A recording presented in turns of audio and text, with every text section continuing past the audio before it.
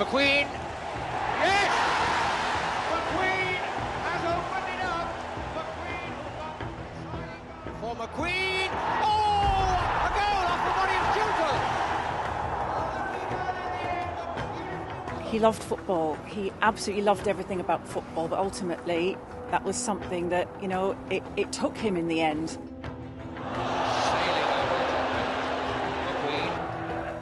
I would not wish this disease on any player, any family, anyone, because it is horrific. I'd hate to think how many times I practiced heading. Pallister.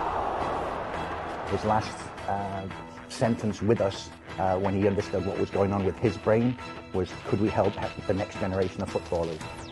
He was a towering giant of the game, but Gordon McQueen paid a terrible price for the hundreds of headers of his youth.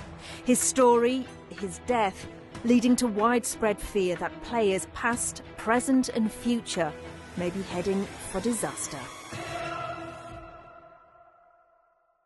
In January 2026, a coroner ruled that repeatedly heading the ball was likely to have caused Gordon McQueen's later life dementia. McQueen was a Scotland international and a star defender for Manchester United and Leeds in the 1970s. His final months were spent bedbound, struggling to speak or swallow.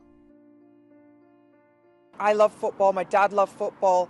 It's a beautiful sport, but it doesn't need to take people's lives or give them this injury that my dad had. Dad was in his 60s, which I think is very young. Is young to be losing somebody who spent his whole life being fit and active. Mr. McQueen's brain was examined after his death. It proved that he'd suffered chronic traumatic encephalopathy, or CTE, a brain disease caused by repeated blows to the head, which can lead to dementia. CTE is a very different sort of thing from sort of a traditional dementia. A lot of Dad's symptoms were not typical of dementia or Alzheimer's, so it can be quite confusing as to what is this, which we now understand was because he had a head injury, it was head trauma, he had brain damage, which was why his symptoms were very different to others. Mr. McQueen's brain was examined by the same experts at Glasgow University who carried out research into the links between heading the ball and dementia. Commissioned by the FA and the Players' Union, the PFA, they found that former professional footballers are approximately 3.5 times more likely to die from neurodegenerative diseases than the general population. And while goalkeepers have a similar risk as non-players, the risk for defenders was around 5 times higher than expected. Blackmore takes the free kick. Pallister. Right throughout my playing career, I suffered with migraines as well. I mean, I'd hate to think how many times I practiced heading in training sessions. Former England and Manchester United defender Gary Pallister was coached by Gordon McQueen while at Middlesbrough. There's a lot of ex-players out there who are concerned. We've seen, you know what I mean, I was at Manchester United when, you know what I mean, I used to know Sir Bobby Charlton, Nobby Stiles was there when I first got to the club, Gordon McQueen, who was my coach at Middlesbrough, and the list is endless of people. And, you know, the studies are saying you're 3.5 times more likely if you played football, 5 times more likely if you, like myself, a defender, where you're expected to head the balls and you would practice heading balls. I'd be sort of in bed for 2 to 3 days with severe migraines, throwing up, incredible pain behind the eyes, blurred vision, couldn't speak properly at times. When I quit the game in 2001, the migraines disappeared. So it tells me there's got to be a link there between heading the football and these neurological effects. How concerned are you about that? Listen, I get a bit forgetful at times, and that's a concern. I've done crazy things. I've driven my car into Yarm and then walked back forgetting that I brought my car. I mean, that may just be a little bit sign of getting older and whatever, you know. But when things like that happen, you think, oh dear, could this be the start? I mean, you know, I mean, there's a lot of ex-players out there who are concerned. I've been concussed a couple of times in games. I got knocked flat out at Newcastle playing for Middlesbrough. And you do sort of have all them kind of concerns of what kind of damage you're doing. That must be difficult for you because I presume you would want to know and see what I've asked the question, but it can't be done until they do an autopsy and dissect the brain. We need to be listened to. We need to educate people, educate parents whose kids are going into football about the dangers.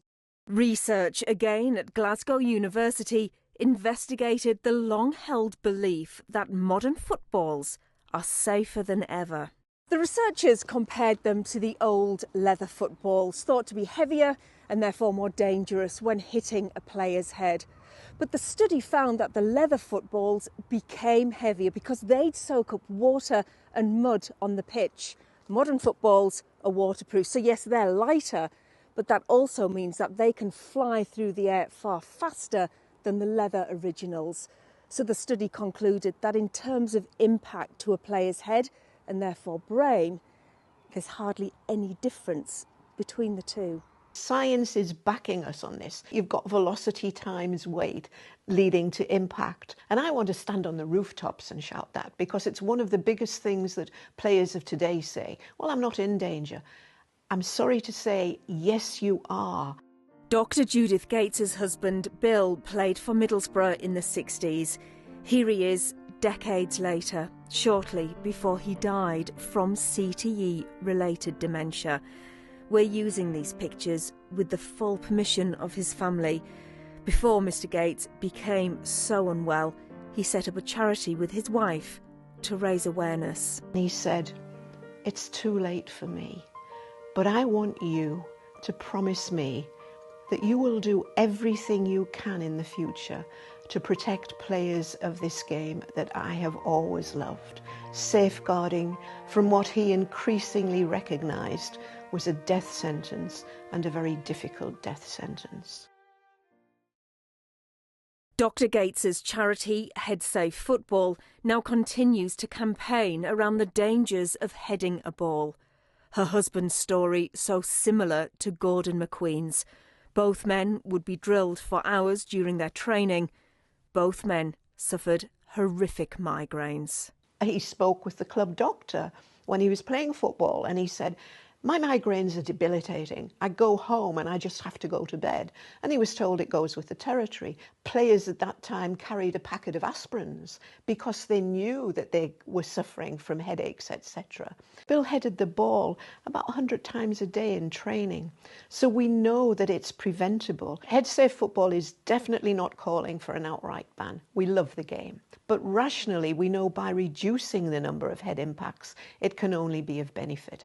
So what is the Football Association's position so far?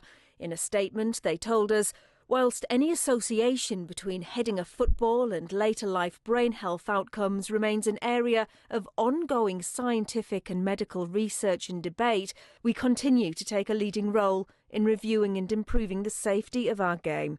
We've introduced a number of proactive precautionary steps to review and address potential risk factors whilst ongoing research continues.